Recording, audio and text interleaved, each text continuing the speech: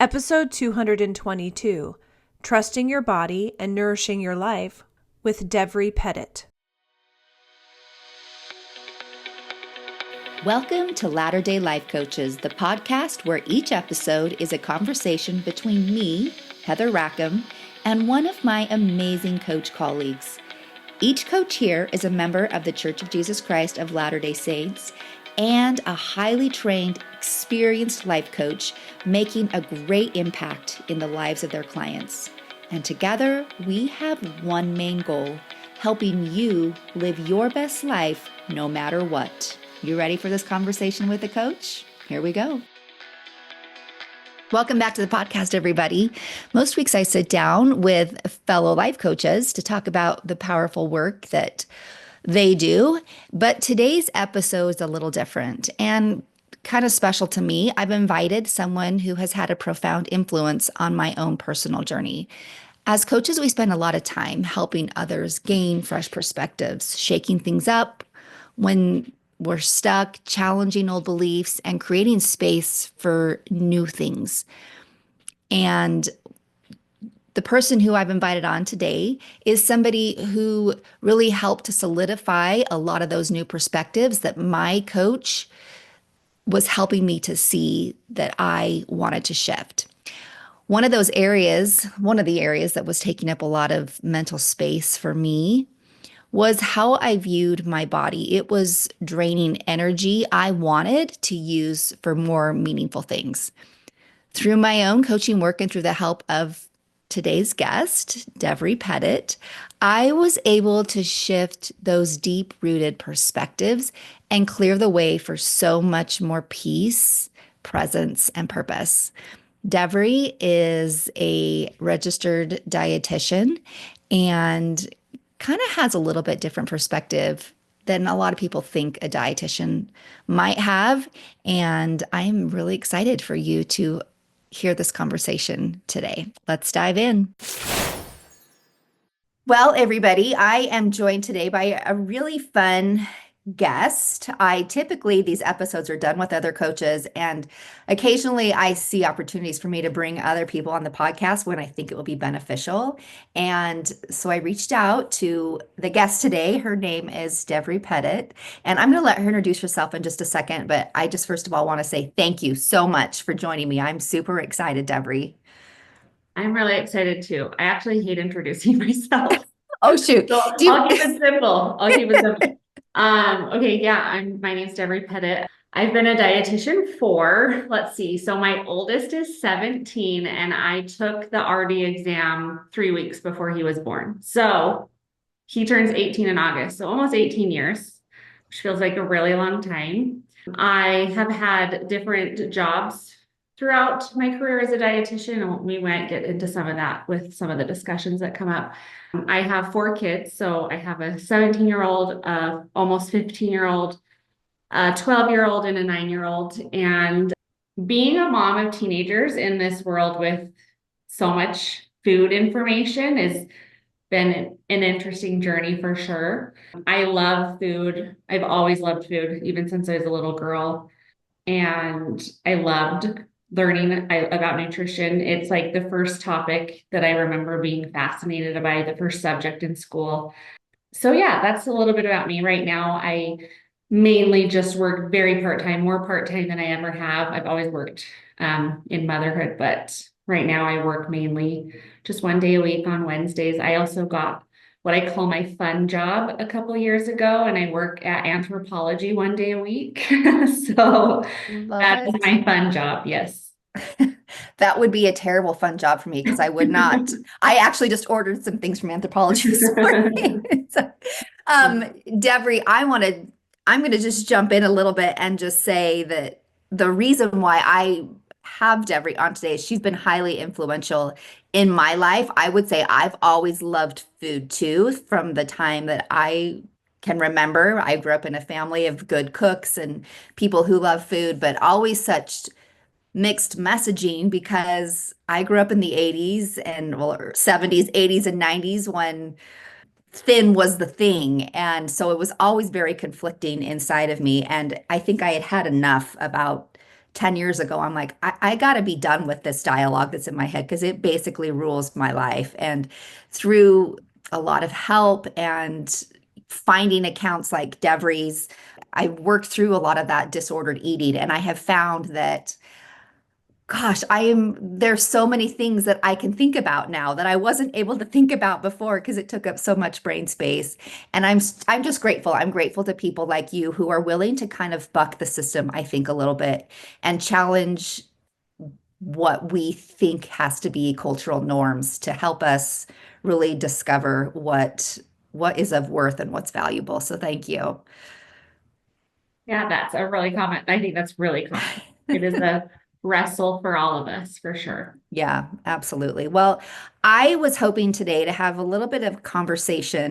I don't know, we'll just kind of see where this takes us, but a couple different things. Like, I want to know what inspired you. So, you're a dietitian, but dietitian kind of can fall under a couple different categories. And I think what we tend to see on social media is more of people, whether they are or not registered or licensed dietitians, giving more diet information than nutrition and things like that. So I'm curious what inspired you to become a dietitian and more specifically, like a non-diet dietitian. I haven't always been what I would call a non-diet dietitian, right? So I actually got really into nutrition my senior year of high school. I went and had to go get a physical I was on the drill team in high school and came back and kind of had a conversation with my mom about my weight, which I never really kind of thought that much about. Mhm. And I was like, oh, okay. And I had actually a young women leader who taught exercise classes, and I started going to her class. Looking like I wasn't an overweight person at all. I just was a dancer on the drill team, and there's a lot that goes with that. And I kind of got a little bit, what I would say, like obsessed with it. I would go with a friend and we'd do two classes. And then I started getting into like, quote unquote healthy eating. And I would make really, really health conscious decisions. And I did feel great. And I started to kind of learn about nutrition on my own. So I decided right away, like, Nutrition 1020, this sounds like a cool class. I'm going to take it. And I loved it. I loved learning about nutrition science. I loved learning about how different macro and micronutrients work within your body systems. I loved it. And I never really was that fantastic at school, but I aced Nutrition 1020. I loved it. And I was actually at SUU and they didn't have a dietetics program there. So I researched where to go to become a dietitian and decided to transfer to Utah State. And so I finished within 3 years at Utah State, and loved every second of it. It was hard, really, really hard, but I loved it. And when I first started out as a dietitian, I was very like weight loss focused. Those were my first few jobs. And I started a business with a friend of mine who's a personal trainer. And we were kind of the OGs that made like meal plans to sell on Instagram. And it was very successful. We did really well. And towards the end of that, I just, I would get emails of the meal plans of like, I don't like avocado, or you'll be so proud of me. I packed the meal plan to family dinner on Sunday, and it started to feel icky, and it started to feel like people were really down on themselves. And I'd have people come ask me questions. Like, we used to do events and like, I want to lose 10 pounds. And they would be like a smaller person than me. And it was just kind of confusing. Like, and I was like, this is not what I want to do. And I was introduced to intuitive eating in college. We had part of our semester in it. We learned about intuitive eating. It was approached a lot differently then, because it came out in 1995, and there was still like a weight loss component to it back then.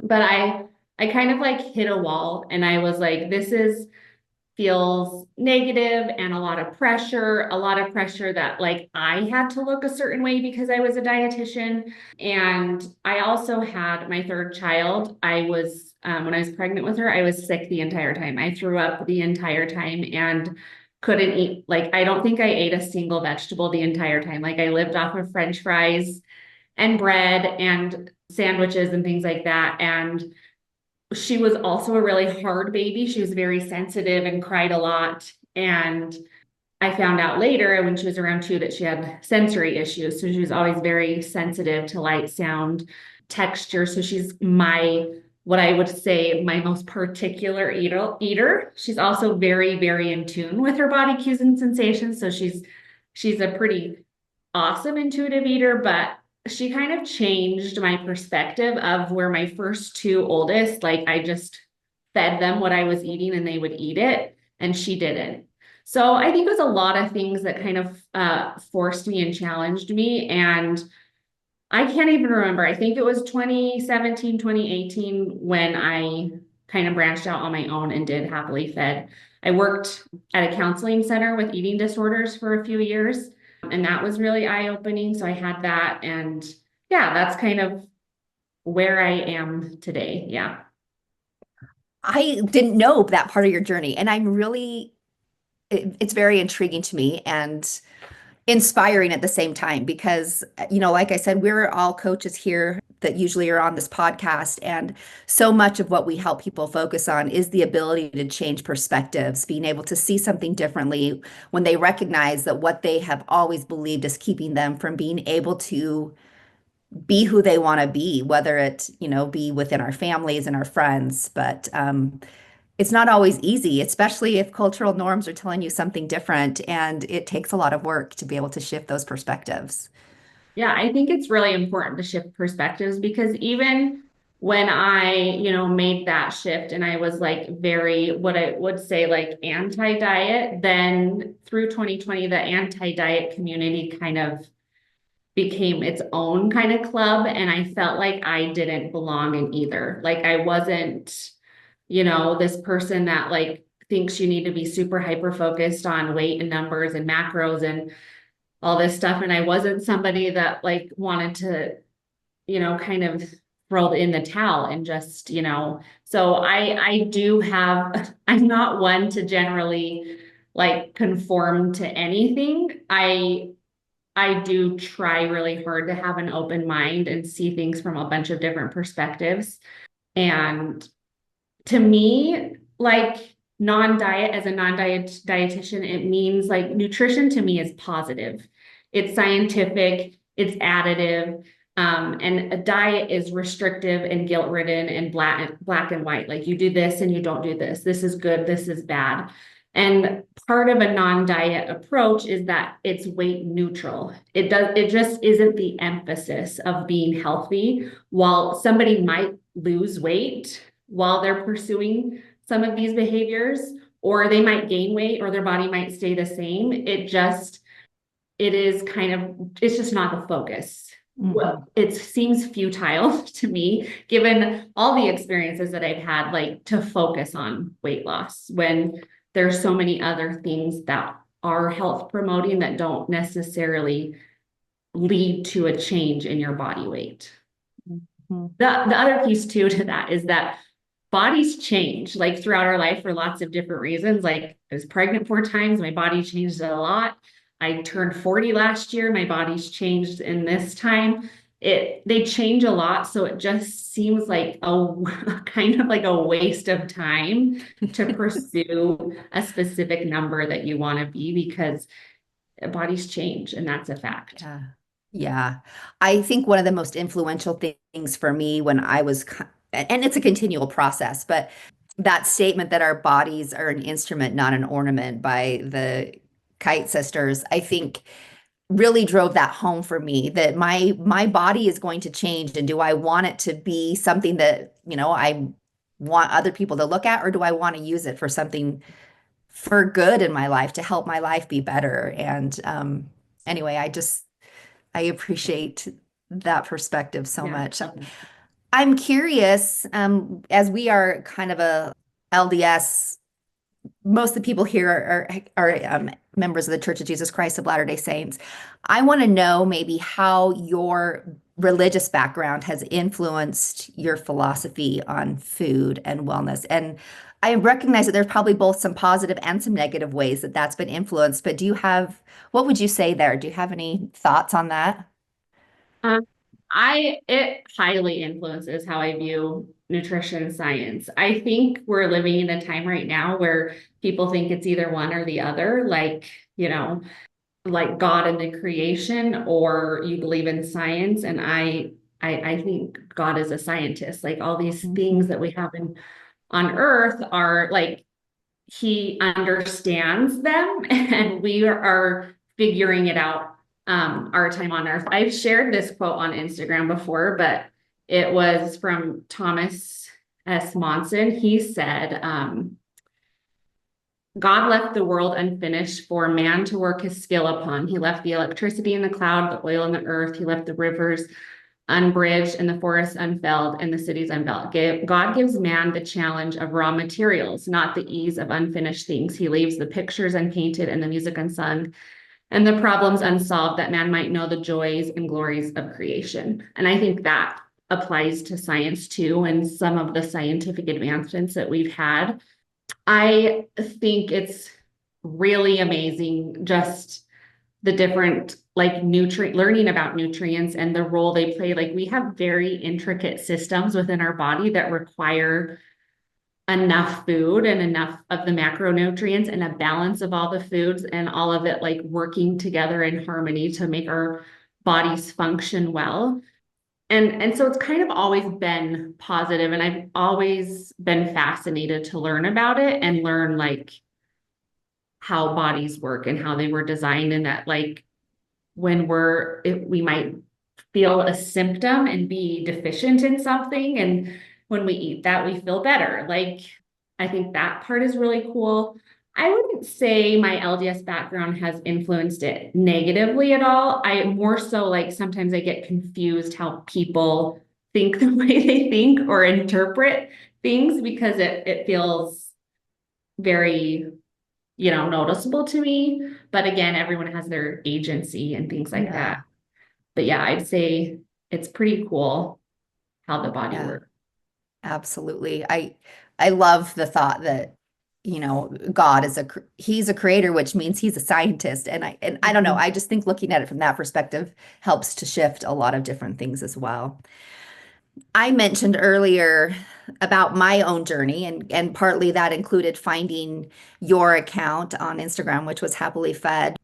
I think my background was heavily influenced by some perfectionism on how I thought that my body should look, and not necessarily giving space to the reality that my body is going to change over time, and that I can't always control everything. I mean, I can try to control what my body looks like, but that gets really exhausting. So I think, I'd love to just have a little bit of a discussion maybe on how we can break free from that perfectionism around health and body size, and maybe how we can maybe develop a little bit more self-compassion and trust our bodies. I don't know. What are your thoughts there? Oh, it's so hard. We live in I think the LDS culture gets a bad rap, like that we try to be perfect through our physical appearance. And I definitely think that is the case to some degree. Elder Holland gave a really, really good talk in 2005 called To the Young Women, and I read it often.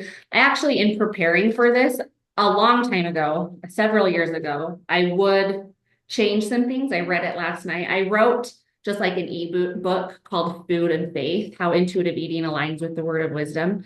I co-authored it with Julie Root Newbury. She's a personal trainer. And so it's kind of like how these different principles of intuitive eating like align with the word of wisdom. And so I have like Elder Holland's quotes like scattered throughout it from his talk. And one thing he said was, I plead with you, young women, to please be more accepting of yourselves, including your body shape and style, with a little less longing to look like someone else. We are all different. Some are tall, some are short, some are round, and some are thin. And almost everyone at some time or another wants something that they're not, wants to be something that they're not. And I think it's important too to remember like that's what we're here for. We come to earth with imperfections, and it leads to humility. It leads to like learning to care for ourselves. It also helps us learn how to like like you said before, our body is an instrument, not an ornament, that like our body is meant to go and do things, like serve others and create things and have experiences here on earth. And when our brand, which I do think is an important point on social media, all these different nutrition philosophies are people's brands. Like they are selling something and portraying something and have to live up to a standard, which is was when I had that kind of brand, it was very hard and heavy and stressful. And I think there's probably some of that behind some of these different people and accounts. But I think that food is meant to be flexible and we're meant to enjoy food and have a lot of different experiences with food, not just have it be like how to look a certain way, you know? For sure. So one of the words I heard you say is imperfections, and we're obviously here to learn how to, I don't know, make the most of who we are and what we've been given in this life.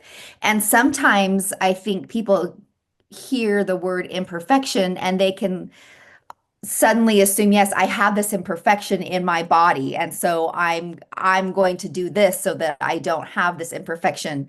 And I guess I don't know, that's a tricky conversation because I hear people at times use religious, sayings like, my body is a temple, I'm going to do, so I need to take care of it in this way. They use that language to promote a lifestyle that sometimes I don't even know what I'm trying to say here, but I think it's tricky when we use doctrinal phrases to try to promote thinness or having our Right. bodies look a certain way. Right. Yeah, that is, I guess, what I could call like a bit of a pet peeve or, when we have like Relief Society activities that are about like, let's learn how to count macros together. Like that's not an enjoyable or I think like a universal thing that everyone should do or participate in. It's a very, one of the most mind consuming ways to think about food is in a mathematical way like that, and one of the hardest ways in working with people to undo the knowledge of.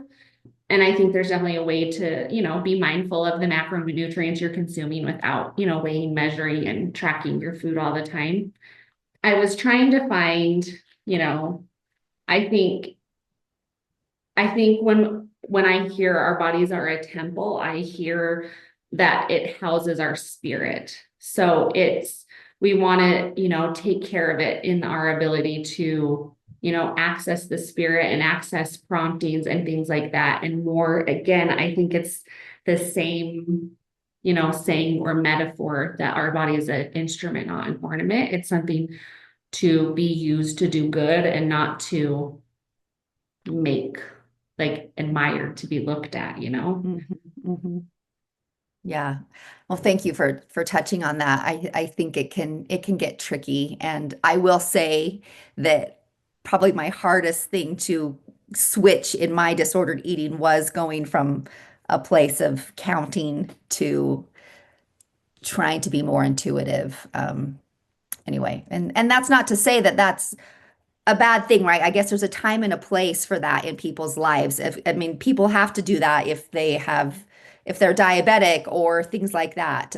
It's just a matter of finding, I don't know, a balance Yeah, and I think like as part of the education to become a dietitian, you do learn that like, there are 4 calories per gram of carbohydrate and protein and 9 calories per gram of fat. Like that is scientifically accurate information and is used to create, dietary guidelines and things like that to have a balance of carbs, fat, and protein within your diet.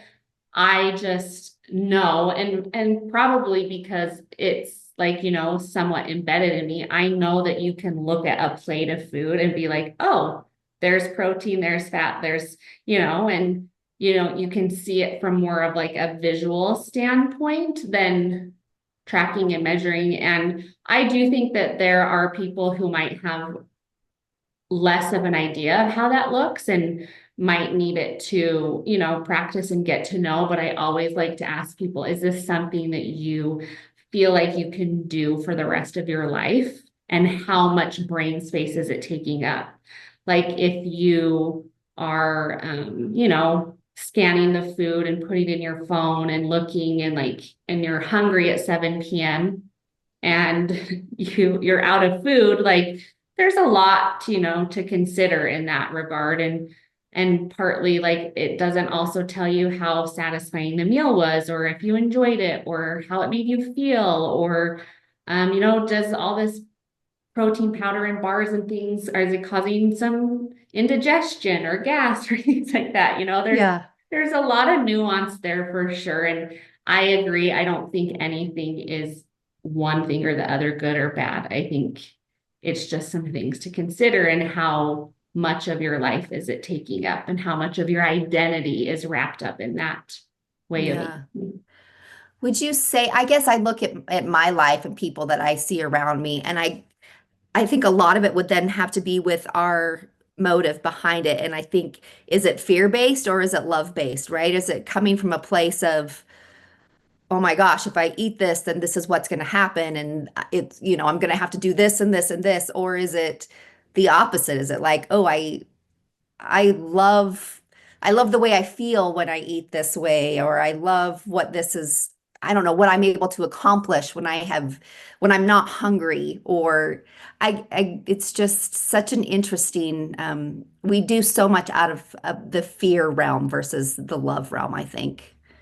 For sure. That is what is highlighted on social media right now in regards to, quote unquote nutrition, is Mhm. a lot of fear mongering and fear based, where you have a lot of anxiety about food and it's talked very negatively. And, you could get into so many different topics of it. And I think it's actually really cool when you do, which we will in a couple months, study the word of wisdom in the Book of Mormon, and how, in the Doctrine and Covenants, and how it is a principle with promise.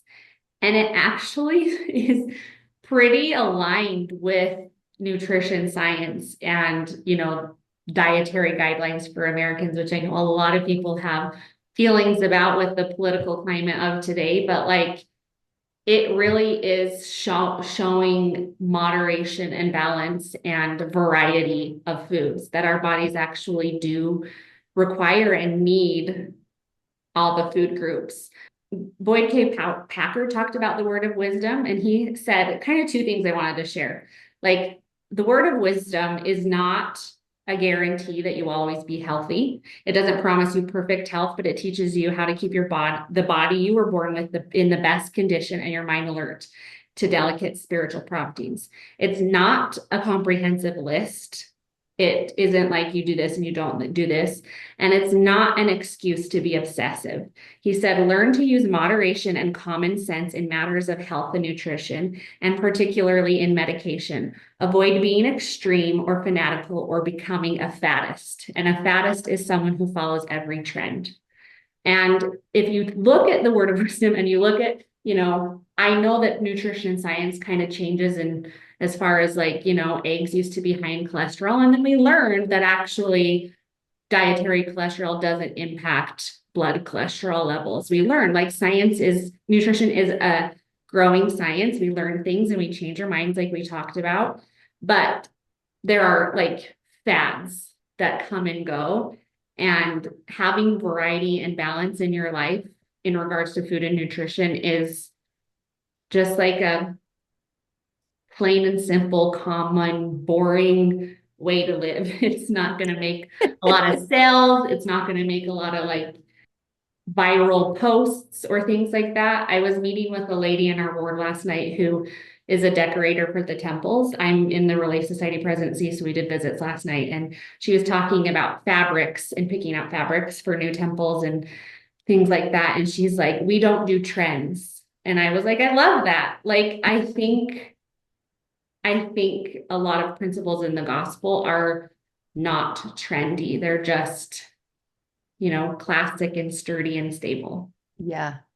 Oh, that's so good. Classic and sturdy and stable. I mean, and to be honest, like that's just what I want to be. Like that's Yeah. my goals in life are to just be sturdy and stable and classic. And I love something that grabbed me from that quote was the bodies we are born with. And we try to fight with that so much. And how, I don't know, how can we be more accepting, do you think? How can we be more accepting of the bodies we're born with? Oh, it's so hard because everybody has something, like you said earlier, like, I have a friend with two kids with diabetes and she absolutely has to track their Yeah. carbohydrate intake. And I have a friend that has thyroid issues and has to take medication in the morning and can't eat breakfast. She has to take her medication on empty stomach, which is hard for me to do. Like I'm a huge fan of breakfast and fast Sundays I always get a migraine with fast Sunday. Like fasting is not my jam. And I think it's most people's jams, but not most people's jams. Mm. But there are conditions that require you to be a little more mindful or have, I know, like some rules or boundaries around things to make you feel good. I have a friend with Crohn's disease that doesn't like to eat late at night because it increases her symptoms and things like that. So that's what intuitive eating would call gentle nutrition, is being aware of your conditions and ailments that are improved through, you know, more attention to certain nutrients or patterns of eating or things like that. And I think that's part of the reason why the word of wisdom isn't so explicit or clear in that way, because people do require different things in regards to nutrition. And that's part of the job of a registered dietitian, is to be aware of that and notice that and look at labs and things like that so that you are treating the individual that way. And as far as like accepting it, I do think learning about your body and what works for you does make you appreciate it a little bit. Like it does make you know what works for you, and it does create some form of like ownership over your body, which is positive in a way. Like I said, I struggle with migraines and I've learned things that trigger it and things that I try to do to avoid, getting a migraine or getting being down with that. And it's harder when people have really hard things within their bodies, and life is really hard. It really, really is. Yeah, it is. And I feel like we make it so much harder by thinking oftentimes about what we think our body should look like and not being accepting of, how they look and worrying more about what we're able to do and what we're able to accomplish. I think one of my favorite ways to kind of like think broader about that is to surround yourself with all different types of bodies. And when you go on Mm, vacation to different countries or places and notice like bodies really do come in all different yes. shapes and sizes, and every body ages. And we have skin that sags. And there was this quote by Catherine Barker that said, "We are all human and live on an imperfect earth. Our bodies go through transformations. They age, they droop, they sag, they wrinkle, they weaken, and get sick. But also they grow babies and feed babies, and they can run and dance and do all these amazing things. There's no reason for women to feel shame that our bodies aren't completely perfect, given all the amazing things that we can do, and I want to celebrate them." I think that is part of the key is, yeah, you might not like your legs, or you might not like your stomach, or you might wish something was different, but what can you do within your body? What can you do to be, express gratitude for your body, and taking care of your body is a helpful way to do that. Mhm. Yeah, that's so good. Okay, I had a request from my daughter, who I was telling you about earlier. So I have a daughter who just finished her master's through Utah State for. So to practice as a registered dietitian now, you have to have a master's degree, or Yes, that's you coming. Is do. that already happened, or is it coming soon? I I'm think trying to it's remember. already in place. I was really, really lucky. I did the didactic program at Utah State. So I had Mhm. to, finish my 4-year degree and then apply for an internship. I didn't Yes. get into any internship I wanted, actually. It's kind of a really cool story, but I ended up, and I got married right after I graduated. So my husband and I drove to New York and did what was not my first choice of an internship. And I loved it. And a master's degree was coupled with my internship. So I did both at the Okay. same time. So that was kind of rare back then. But yes, now I do believe Yeah. that you have to have your master's. Yeah, yeah, she did. And she was able to do the same thing. Like, not Yeah. that this matters for anybody that's listening, but she was able to do her master's at the same time as she was doing her different internships. But I told her she's been highly influenced by you. And I told her that I got to have a conversation with you today. I said, is there anything you want me to ask her? And she said, I'd be curious just to know what she says or if she has a response to people if they are making negative comments about food or their bodies around her. Oh man, there's been lots of different ways that I've approached it. I'm kind of a sarcastic person, so depending on my relationship with the person, I remember a few years ago, we were at my parents' house for Sunday dinner, and my brother came and he had been doing some sort of diet and he sat down at the table and he's like, I've lost so many pounds. And my kids were there and they were younger then. And I said, no diet talk at the dinner table, and you'll probably gain it back in 5 years. Like I said that. So I was really snarky. It's actually so fascinating now to have like teenagers who, have access to social media and have access to things. I have an almost 15-year-old daughter that feels like she's in her wellness girly phase of life, and she's drinking green juice every morning and ice rolling her face and doing all these things. And last night at probably 9:45, I got a yogurt out of the fridge to eat. And she's like, what are you doing? And I was like, I'm having yogurt. And she said, it's too late to eat. And I was like, who told you that? Like, I was like kind of blown away by what she was saying. And she's like, that's bad for your digestion. And I was like, I know how to take care of my digestion. Trust me. Like, I know. And I just kind of am sassy back, but I was like, I can't sleep if I'm hungry. And right now I'm like a 4 on the hunger fullness scale, and I don't want to be hungry. I want to sleep good. Sleep matters to me. And so I'm going to have a yogurt. So sometimes it requires explanation. Sometimes it requires a joke. Sometimes it requires ignoring. Sometimes it requires changing the subject. Oh, did you see that movie? Like, it was so funny. Just like things like that. But it is a constant conversation in our world today for sure. Oh, absolutely. And especially, I think if you have teenagers, I mean, I Yeah. think any of us, but they seem to be the ones that are being influenced highly right now, which I guess is no different from when I was a teenager. The messaging just was coming from a different way via Sure. TV and magazines Yeah. or whatever. So, well, Devrie, before we wrap it up here, I'm curious if there's anything you just think we really need to know, anything you want to leave us with. Yeah, that's a lot of sure.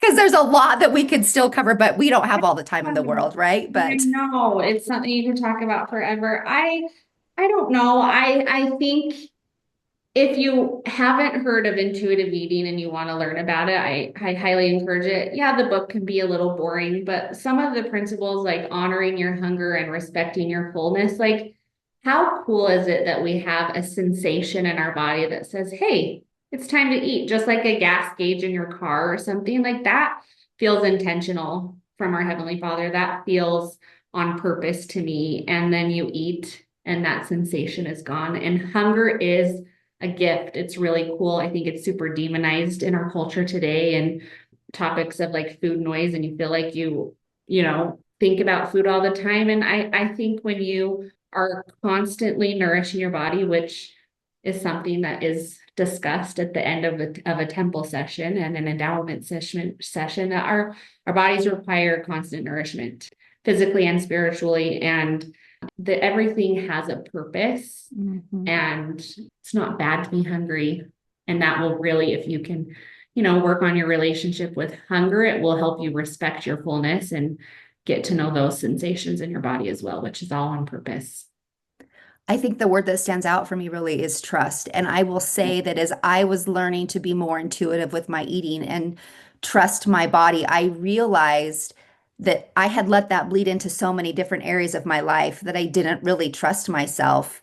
And it started with me not trusting me to know what my body needed. And it just, so the more I became intuitive with what I was eating, the more I found that I was learning to trust myself in other areas as well. And trust in knowing that my body is knows what to do, whether it's what to eat or how to respond in situations and how to act, and be more Christ-like. There's just trust is a thing that we, I think, block when we don't trust that we know how to eat.